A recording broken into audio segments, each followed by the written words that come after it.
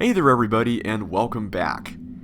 You know, I once read a review of this game that basically said that if the original RHEM was like a fire hose that's constantly sprayed information at you at every turn, then this game would be what would happen if that fire hose was twice the size and diameter and had 3 times the pressure.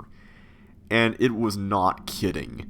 If you thought that first part was hard, you have not seen anything yet. This second part is so crazy, you're going to be overwhelmed just by watching this video.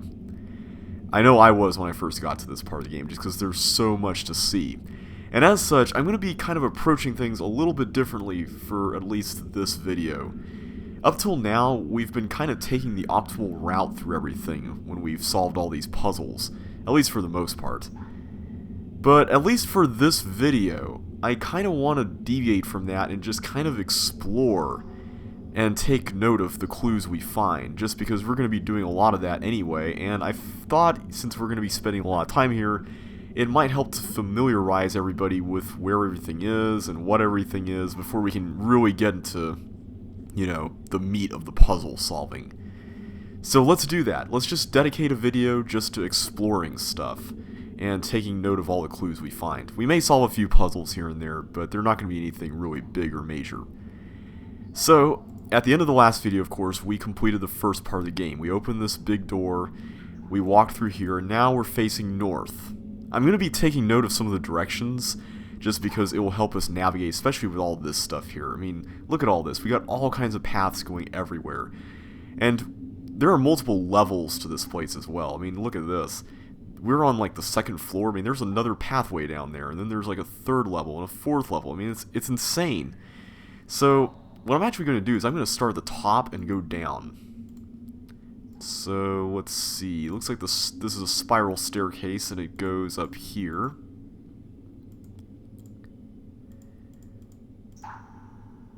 Okay, so the fourth floor is the top floor. Let's see what's up here. Alright.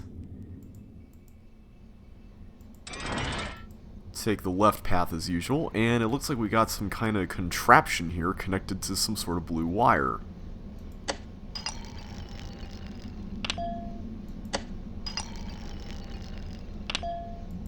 Okay. So the ball seems to just go into a random slot each time. Like, there's no pattern to any of this. It's just a completely random spot, and the color is different each time. So far, we've seen red and blue. We're just going to continue playing with this. I like that sound. It kind of reminds me of like a Plinko machine, except not.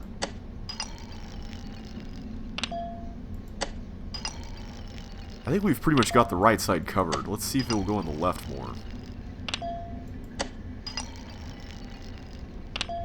Okay, I was waiting for a third color to appear. So it looks like we've got at least red, blue, and green as colors along this device. And it looks like there are 8 possible spots that the ball can go. There's a fork here at the start, and then it encounters a second one down here, and then a third one after that. So it seems like at any particular place it ends up, it can wind up with any one of those colors. We don't really know what this is for, but whatever it is, it seems to connect to a wire that goes down, so we're going to have to keep that in mind. This looks like some sort of elevator thingy, so yeah, I'm not going to use that quite yet.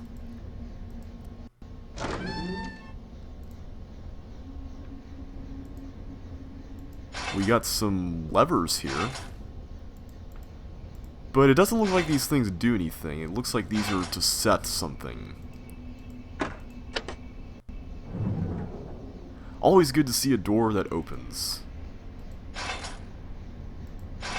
Yeah, these things don't really seem to accomplish anything right now. It seems like they're meant to be configured a certain way. And there are another 2 over here.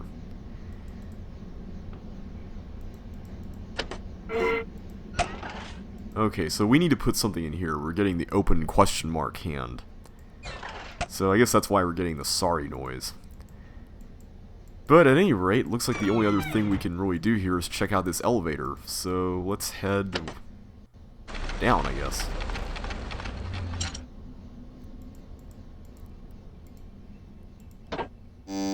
Uh-oh. Oh, I see. There we are.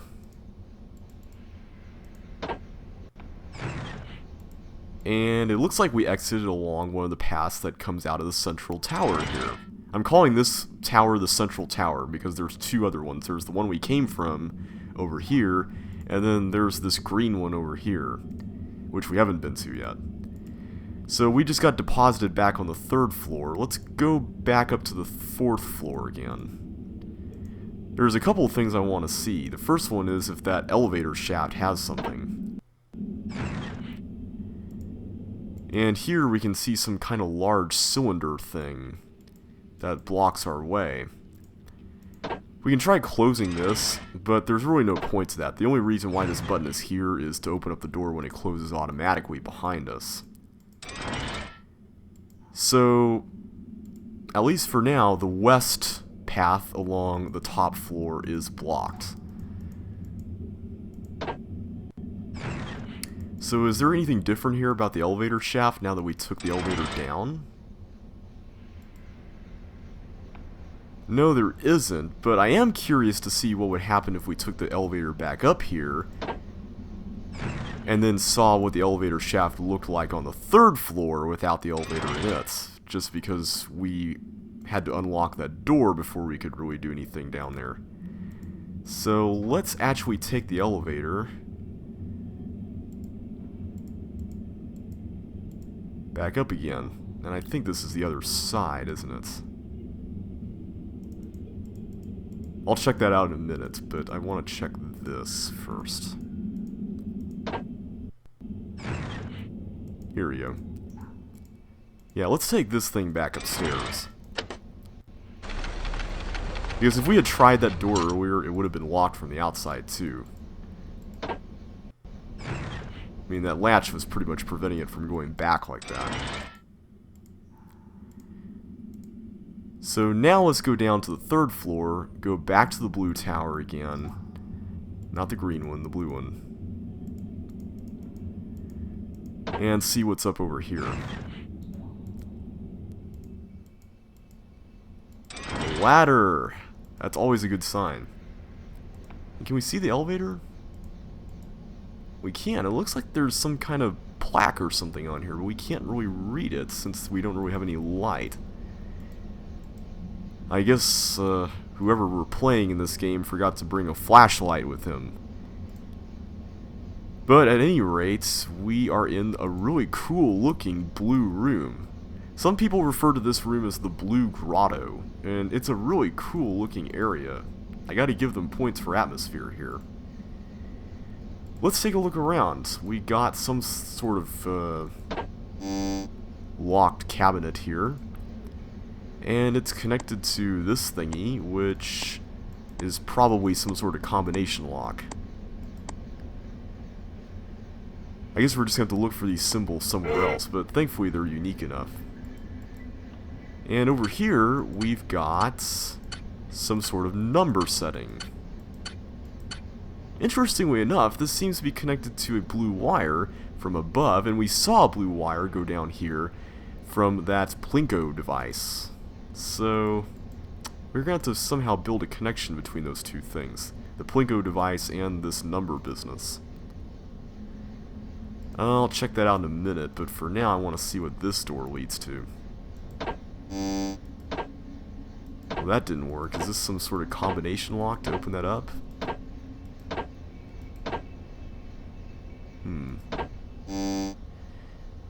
Well, it seemed to only take a certain number of presses.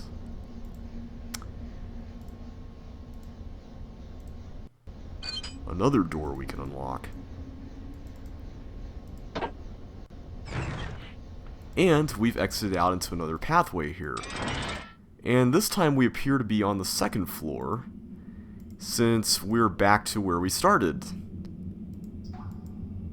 So now that we've unlocked the 2nd floor, I kind of want to go back up to the 4th floor and take that elevator down again just to see if we can find something on the bottom of it, on that plaque. Since we've got a ladder on the 3rd floor, that really shouldn't be an issue. Well, I guess it's between the 2nd and 3rd floors, technically, but you know what I mean.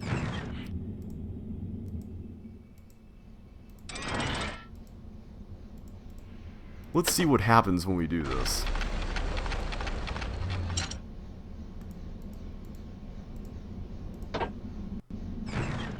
There we are.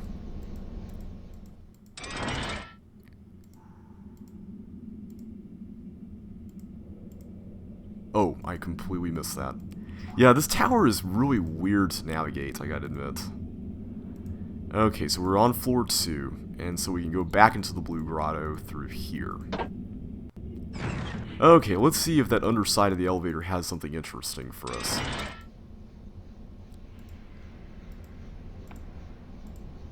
It does! It looks like we got some sort of coordinates set here. 5, 3, 1, 8, 7, 6, and 4, 2. Now, when I first saw this when I played the game, I thought that these were like coordinates for some sort of map or something. But there's something nearby that this corresponds to. Remember that 2x2 square panel we were just experimenting with a minute ago?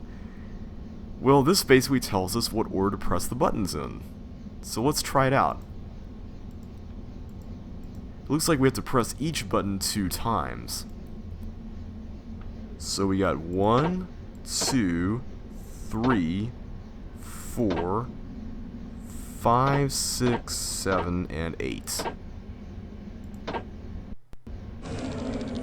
There we are. Well, we can't open that up, at least from here. But we can see something else interesting. From here we can see that there is some sort of diagram here detailing that this 3x3 grid that's within this larger 5x5 grid has, I guess, numbers of some sort that have to be plugged in here. And then whenever you apply these operators, the addition signs and the multiplication signs, then you'll get different values that have to be plugged into these diamond spots. Interesting. And right here we can kind of see the undersides of what would presumably be where those levers were earlier. So I guess this is basically supposed to show where the levers are connected to and where they ultimately lead. But we really can't go further down this path because this door is blocking the way. Well, remember, that door looks practically identical to the similar door that we just lowered upstairs, and they are in fact one and the same. So I'm going to go upstairs, back up to the 4th floor, raise the door up, and such that it blocks the 4th floor, and then come back down here and see if the way is clear.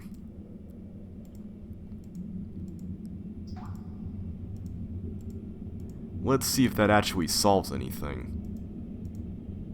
And I keep wanting to go down to the green tower, but I haven't quite finished with the blue one yet.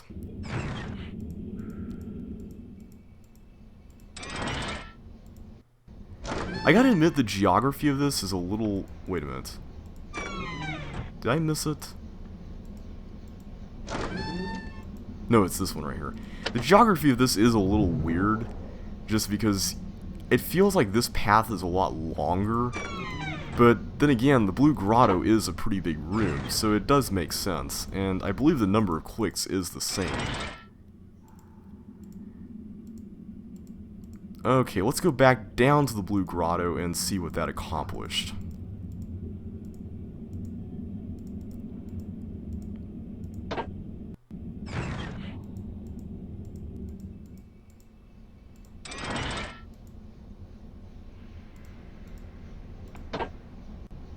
Thankfully, we don't have to enter the combination again, which is great. And now we can get a much fuller view of where all these wires lead. And we also get some sort of panel here that has a line, although it's kind of broken up into 3 segments, you can kind of see there. And then there's a red 13, a blue 16, and a green 4. Interesting. Well, we can pretty much get an idea of where all these go if we want to configure the levers, but I want to wait till we get whatever we need to put into that spot where all the stuff eventually leads. And I think that's where this is. This is the spot below that.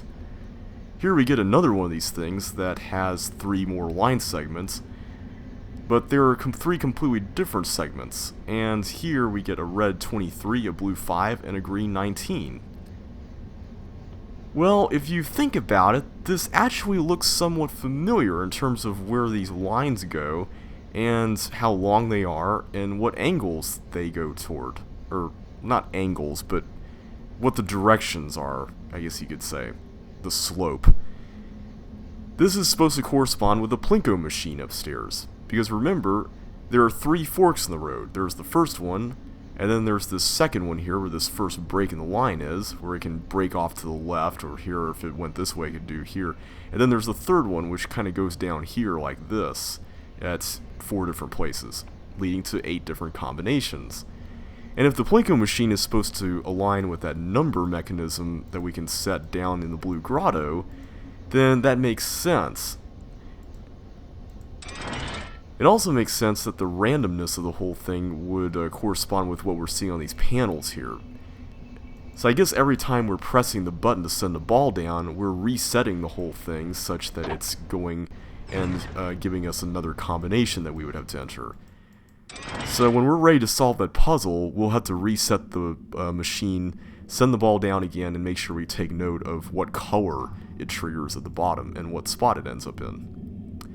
So we've pretty much done most of what we can do here in the blue grotto area in this blue tower for now. I mean, we really can't do anything more until we really get that whatever we need to put into that box.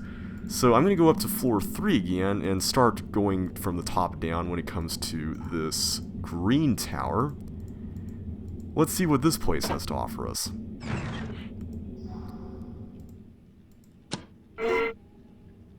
Okay. And we got a vent with a key inside. Nifty. We also got a green wire going in here, along with a door that leads us in some kind of cave with... is that lava? I don't know. It's some kind of goopy stuff that I don't really want to touch. And here we got some kind of machine with a button shaped like the number 3. That doesn't exactly sound like a very positive noise, so I'm gonna have to assume that it's not powered or it's broken or something. There's also some kind of crack over there. But from here we can see some other stuff in the room. We can see that there are 3 other spots that we can look at, and hopefully look at the rest of this room from.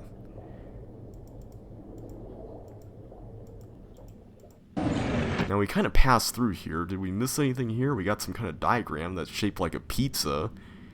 And there's 3 little arms here along with some kind of triangle inside a square? I don't know. And it looks like this thing is some kind of rail car, so let's go ahead and operate it.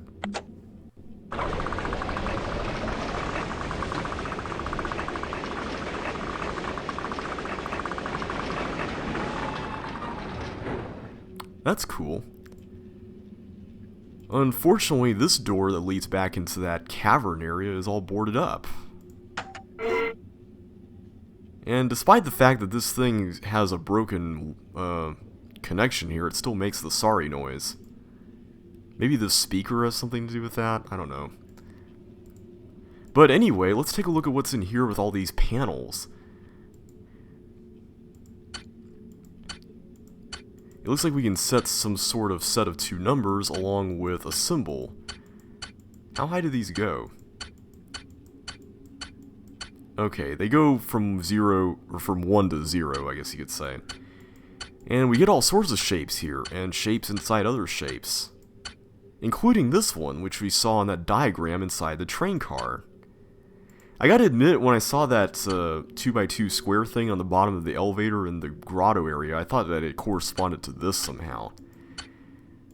But whatever this is, it seems to correspond with that machine inside the cavern that we were just looking at, because this looks like the style of font that was used in that button.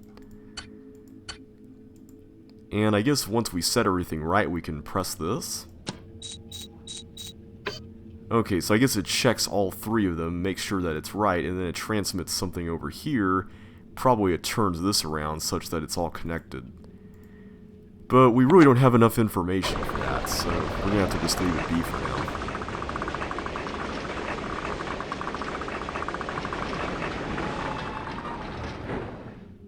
Alright, thankfully this door is not boarded up.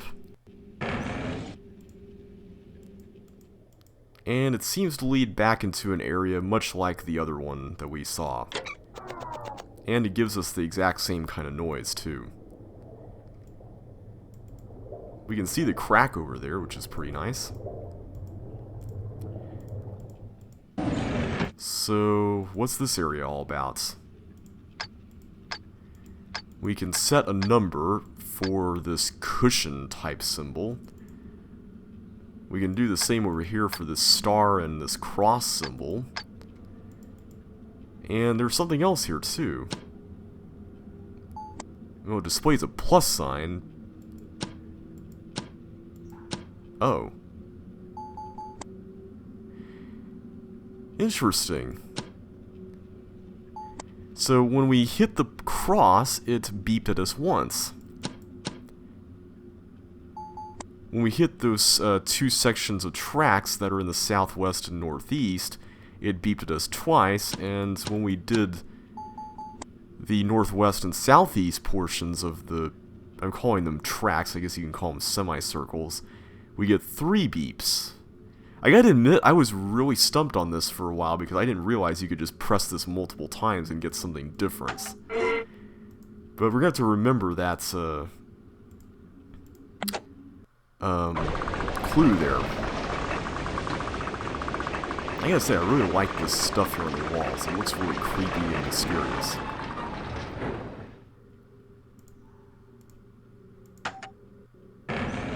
Another stop on the train, and once again we're off to the left side.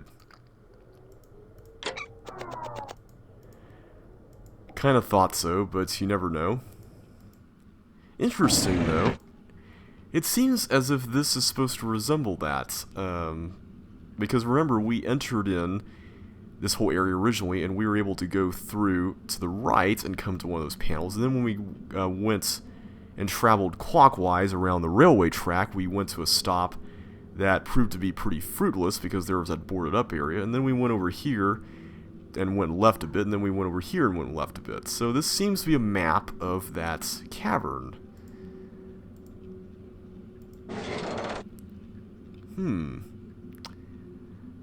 This is rather intriguing for a couple of reasons. The first reason is that this portion down here looks very much like that diagram that we saw back in the Blue Grotto area, where we had to plug in numbers and then use the operators to get these diamond values. But it also looks like these values are meant to be plugged in and used in some way to arrive at other values that are then used to come up with numbers that represent these things. And this is the other intriguing aspect of this, whatever you want to call this diagram thing. It seems like this is what we need to use to arrive at the values we need for this cushion, star, and cross thingy that we saw in the other area. But right now there's a piece of this whole thing missing, and I'm willing to bet that we aren't supposed to draw straight lines through here. So let's leave this alone for now. We've also got some sort of grid over here. It's 5 by 5 in a way. There's corners here that are cut off. But each of these things has a different symbol. Notice that there's a shaded area here that's 3 by 3. And we saw something like that in the area down below in the Blue Grotto that had that stuff that has corresponded with this. So could the two be connected? Well, it certainly seems like it, because we've got a 5 by 5 grid here with a 3 by 3 grid inside of it in this simulation thing. Now, if you remember the first RHEM and the LP I did of it, then you might recall that simulations are not meant to be answers to puzzles, but clues to another puzzle. And here, I guess we can set up kind of a circuit of sorts.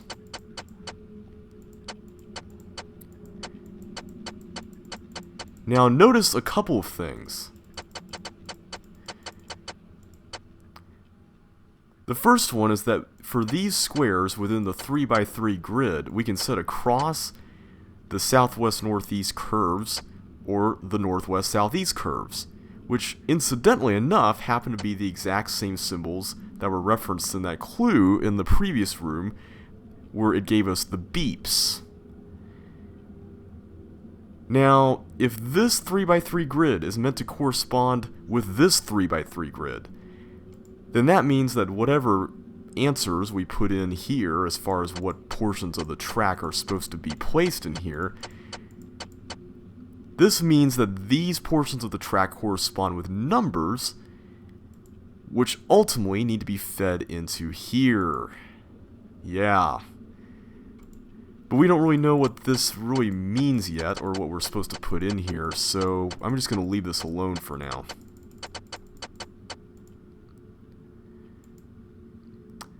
We need to use these symbols in some way to come up with a circuit, but we don't really know how or what the order is yet, so I'm just going to leave that alone for now. But in the meantime, let's go ahead and move on. I think we've pretty much covered this entire area now, since it seems like all the stops have been at 90-degree intervals around the circle. Yeah, we're back here now. So that was level 3 of this green tower area. Of course, there is no green tower path on level 2, since the only other path is back to the golden door that we came in through. So that pretty much leaves the bottom floor. Unfortunately, this thing is locked. Let's see what's over here in the green tower. Well, that was kind of anticlimactic. It's just a blocked door. Alright. But over here we can get a bit of a glimpse of some kind of house over there. That's pretty cool. And it looks like there's a blue wire and a purple wire that run over there. There's also a screen over here with a green colored wire that goes to it. Sadly, it doesn't seem like it's working right now. Finally, there's this area here, which has a hatch, but we can't open it up. It seems like in order to open it, we need to make sure that there's no light on or something. Well, we got a button here, and that sounds like a positive affirming noise, so I'm going to assume that whatever this thing is that it connects to is open now. There we go, and we've got a little light here that we can turn off. Well, it seems like you can set these to different configurations, but this ultimately controls the light, and these two are connected. So let's turn it off so that we can go inside the hatch.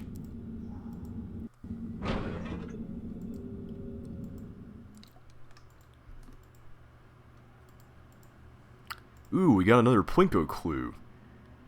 So this is for, I guess, the 6th stop on, or the 6th possible end spot. And we got red 2, blue 24, and green 17.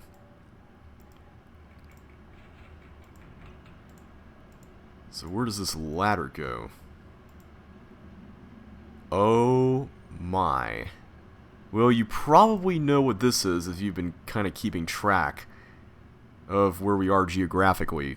This is the back side of that panel, and it looks like we've got all sorts of stuff here. It looks like this box is what ultimately powers it, and it starts down here, and we have to make connections until we end up powering each of these wires one at a time. We got the blue one, the purple one, we've also got a green colored one, and a gold colored one, I guess? Yeah, we're going to have to come back to this later on and experiment with all these. But for now, let's see what's on this path. Ah, it's some kind of rail car. Well, it looks like the only way is forward, so let's try it out.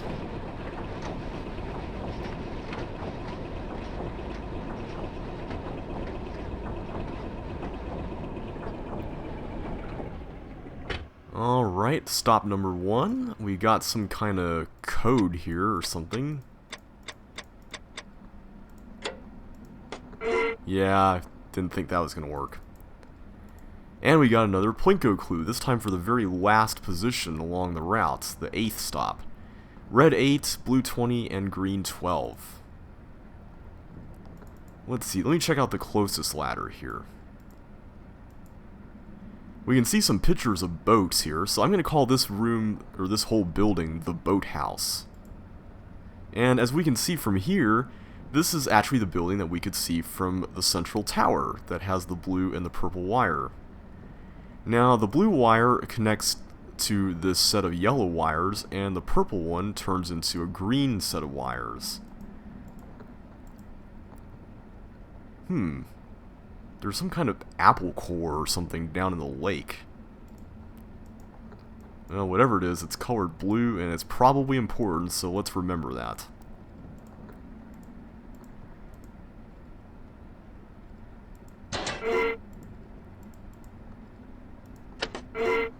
Okay, so it seems like we need to power up the green wires to press this button, and hopefully open up this hatch up there. And it looks like maybe the gold wires power this thing?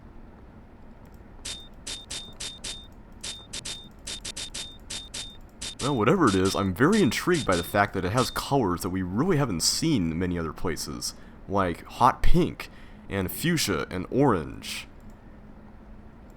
I like those colors, they're pretty awesome. Okay, so let's continue onward.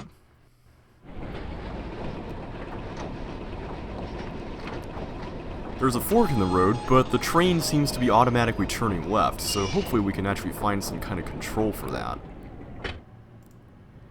Now, what's over here? We've got a thing that doesn't work. We've got another thing for which we need some sort of combination.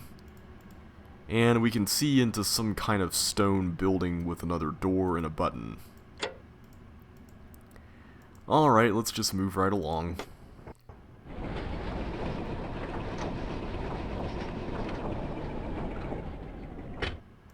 Okay, so what's in this area? Another thing that we can't open. Hey, check out those doors. Looks like we hit the swanky part of town here. Let's see, let's go left first.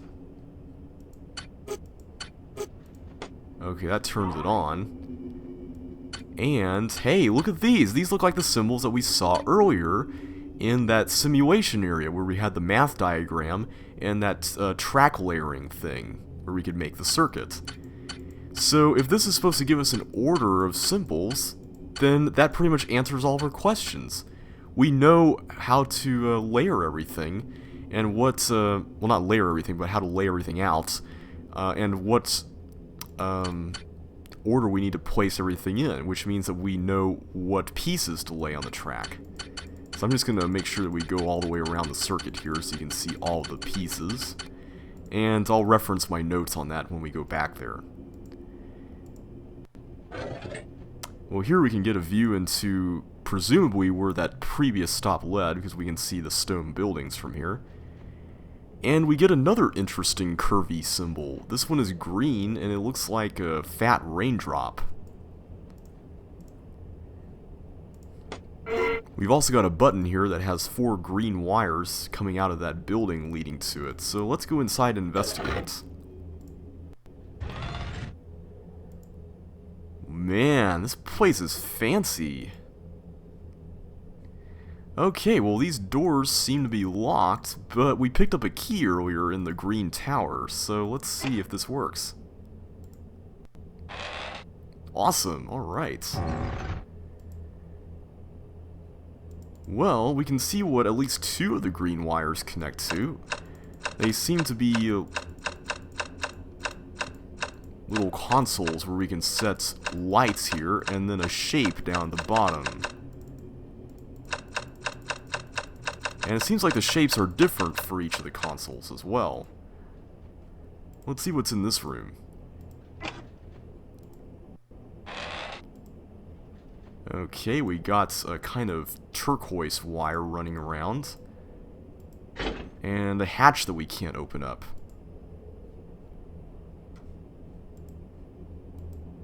Let's see here. Oh, I bet this is why.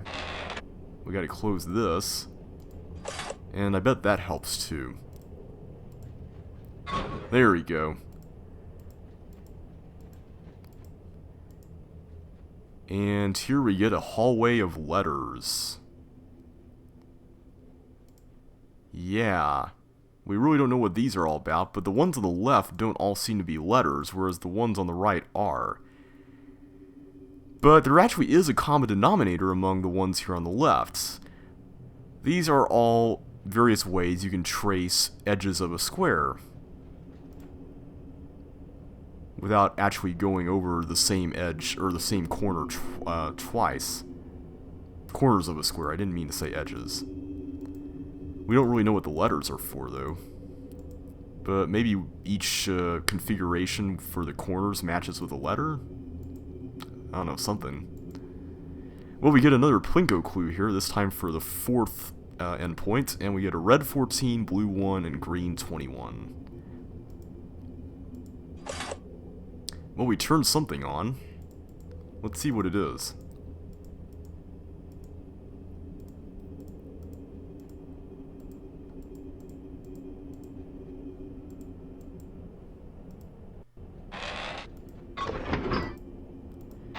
Ooh, we got some green doors here. Hopefully these still work with this key here. Looks like they do.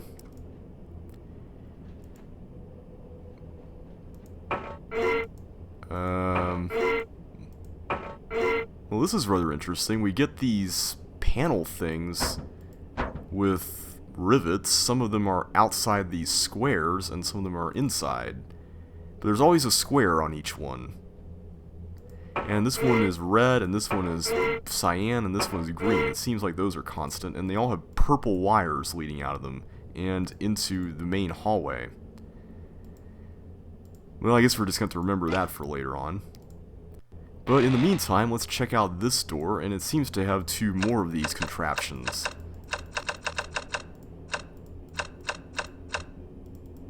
And another one. I'm not even going to bother because we know what that's all about.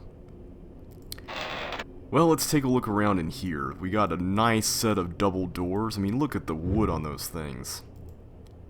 And hey, this cavern has even more warning signs. Sadly, that doesn't work, but I gotta admit, it kind of looks inspired by Gen's designs in Riven, where he had a lever on every chair, practically. And whatever those purple wires from the rivet room lead to, are all about, they lead to here, it seems, and to that control we were just trying to use. Now, I didn't really look out here, but let's take a look around. We got some windows of some sort. It seems like whatever this is some sort of thing with 4 circles on it that we really can't interact with. And it seems like this is the opposite side of where those gold wires next to that lever we pulled that activated something come out from.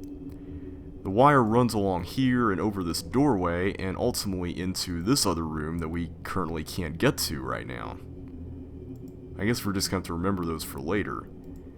But there's one thing in this whole area, which I'm going to call the foyer, by the way, that we haven't even talked about yet. Do you see it? I'm talking about these light fixtures here. Notice how there are 3 lights and then a shape below each of the fixtures, or at the base of them?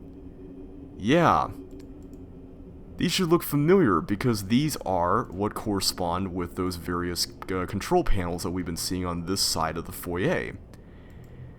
And since each control panel has a different set of shapes, we should be pretty much good to go. So let's go ahead and input all these here. Let's see, I just gotta find them on my notes. Let's see, this one is the semicircle pointing down, and these 2 are the lights that are associated with that. This one is the... what is this? Circle. And this one has these 2 lights. And then over here, we have got the downward triangle, which has all 3 lights on, which leaves the square with these 2 lights on. So let's try that thing outside and see if that accomplished something.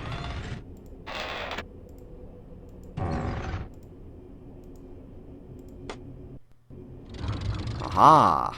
It did do something. And here we can turn 2 levers, and if you've been paying attention, then you should know that these control 2 areas that we try to access. This one right here, which has what looks to be part of that math diagram that we were missing. And then that other one that's over there by the last stop we were trying to stop at. One of the sad things about this game is that whenever you get something from a cabinet and you no longer have any use for it and it closes down, yeah, you can't open it up anymore. I'm kind of sad about that, because honestly, it is kind of fun to open up stuff after you've technically used it. Oh wait, we forgot to go to the last stop. My bad. We've got one more stop to go to, and I totally ignored it.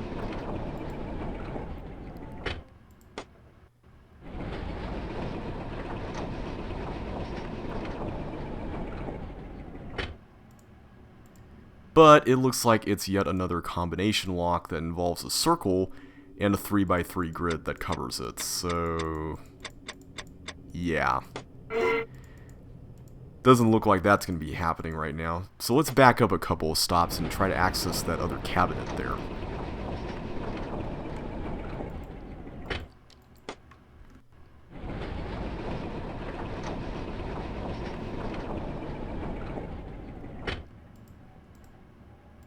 Here we go. And this has the other piece.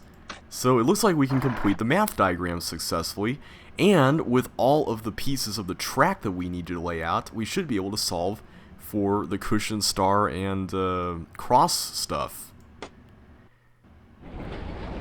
So I think that pretty much completes our initial tour of this whole place. I hope you are feeling properly overwhelmed right now, because this is precisely how I felt when I first played this part of the game. It was so crazy as far as an information dump was concerned that I did not know where to start.